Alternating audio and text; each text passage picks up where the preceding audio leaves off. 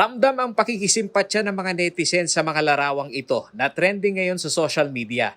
Makikita sa mga litrato ang isinasagawang kilos protesta ng ilang health workers para ipanawagan sa Department of Health o DOH ang pagbibigay ng wasto at napapanahong benepisyo. Dito sa Pampanga, may mga medical frontliner din ang naglabas na ng kanilang saloobin sa social media, kaya naman ang ilang pinuno ng public healthcare facility sa lalawigan nangangamba na baka makilahok na rin ang mga kabalen na health workers sa kilos protesta. May mga medical frontliners kasi ang hindi tumanggap ng kanilang Special Risk Allowance o SRA. Ang iba nakakuha nga nito pero hindi naman daw nagbigay ng hustisya sa kanilang ginawang pagtataya ng buhay ngayong may pandemya. Ayon kay Dr. Larry Cunanan, Hospital Director at Chief ng Municipal Health Office ng Mexico, Pampanga, mismong siya ay nakikisimpatya din sa kanyang mga health workers na litong-lito sa guidelines ng DOH kaugnay ng halagang matatanggap ng mga medical staff ng ospital. Para pa rin yung guideline na magreklamo largo kang tatanggapan daw. Kalau pa na yung mabilog ng Pilipinas pinitang kayong guideline daw. Ating manikwang dita, ating manikwang dita ka dita. In fact, napon, andyang holiday napon, may kaya kami uliping itang clearing guideline.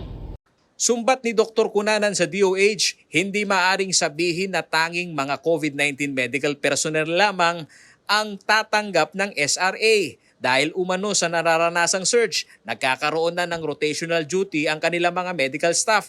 Kaya lahat sila exposed sa pagkahawa at kailangang bigyan ng special allowance.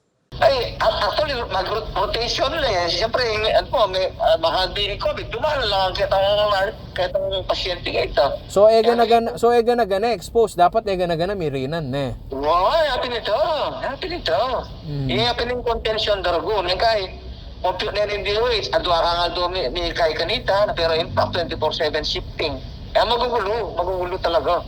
Panawagan ni Dr. Cunanan, maipaliwanag sana ng DOH ang hindi malinaw na guidelines sa computation ng pagbigay ng SRA sa kanyang mga hospital staff na maging ang ward nurse umano ay umaapila rin ng allowance dahil napipilitan ng mga yon na mag-duty sa COVID ward ng ospital. Okay. To hear from the horse's mouth, straight king DOH. Papuntang ko rin panahon staff, patira magreklamo nurse. Samantala, ayon sa Pampanga Provincial Health Officer na si Dr. Zenon Ponce, nauunawaan niya ang pag-alma ng marami sa 11 district hospital sa lalawigan, kaugnay ng pagtatangi ng DOH sa mga pagkakalooban ng allowance. So, siyempre yung DOH, netan talagang direct mag-manage COVID. Until mo can delivery room mo, potangkay, siyempre, naong kaya ganang mga anak, COVID. O mag-ambri direct ang tate mo can try sa emergency yung pocket ang COVID ward. Walang siyempre na balusan ng COVID unless na may kasayin symptoms at saka may patest. O reta ilang may rin ang deta at mo rin karengat ng kayong opisina. Alala reta rin kayong billing kayong cashier. Alala reta. 117 out of 212 pa lamang umano ang tumanggap ng special risk allowance sa mga COVID-19 medical staff sa 11 district hospital ng Pampanga.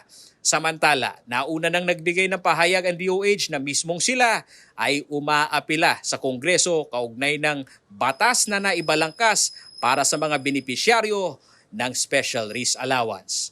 Much as we want to give everybody, we are limited by the existing laws and policies that we have right now in the country. Nakalagay po maigi doon sa ating batas na directly catering to COVID-19 patients ang atin pong binibigyan, and we follow that. Paolo G. Santos, CLTV News.